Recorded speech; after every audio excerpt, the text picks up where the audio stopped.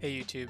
So I wanted to make a tutorial really quickly on how to set up the Nintendo Switch Pro controller on Steam so you can use it for Steam games and for emulators or non-Steam games.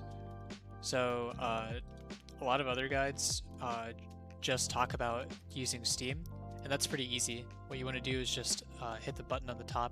I don't know if it's going to show well, but right where my finger is, around here, and you hold it down until the LED here starts flashing, and then you want to connect your Pro controller like a normal Bluetooth device. So that part's pretty straightforward.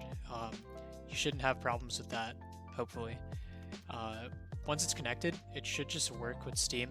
So at this point, it's pretty easy. So what you want to do on Steam is just go to controller settings and make sure the Switch Pro configuration support is checked. At this point, you're pretty much good to go if you want to play stuff on Steam. I would normally, disable Nintendo button layout so you can flip your ABXY to match Xbox, but that's up to you. So here's the part that's a little bit more annoying.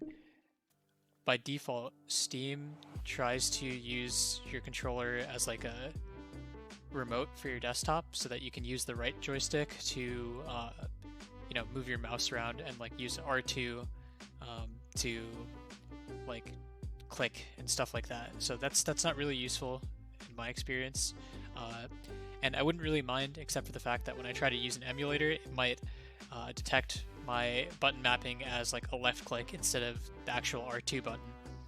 So yeah, you want to go from controller, base configurations, and then desktop configuration. So you'll see for me, it says like left stick click, right stick click, and all these normal like Xbox style inputs. That's not how it is by default.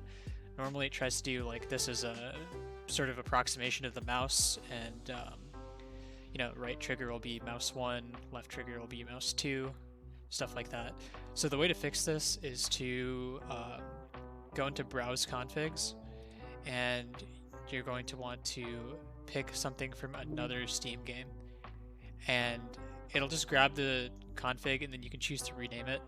But just for an example, let's go back to another game. So let's say like I have Need for Speed.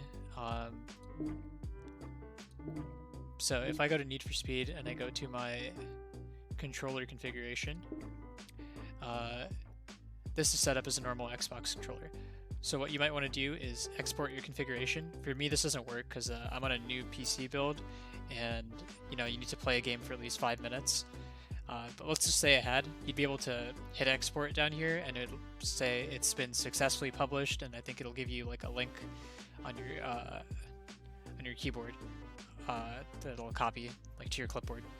So then you can just paste that into your browser and then press enter, and you'll want to do that on, or sorry, I don't know if you want to paste it into your browser, but you do want to publish that so that it shows up as one of your configs. So after you've done that, you go to base config, desktop configuration, and then browse configs. And then for your other games, it should show up as one of these. So you just pick whichever one. You probably don't have as many as these. A lot of these are like game specific, but chances are you just made one for whatever game you chose as an example, as an Xbox controller. And what it'll do is let you, set this as normal Xbox.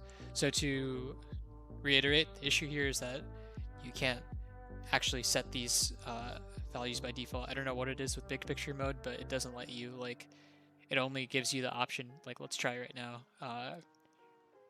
Yeah. There's no right stick click here. All of these are approximations of a mouse, which isn't what you want when you're trying to set up an emulator, like I explained earlier.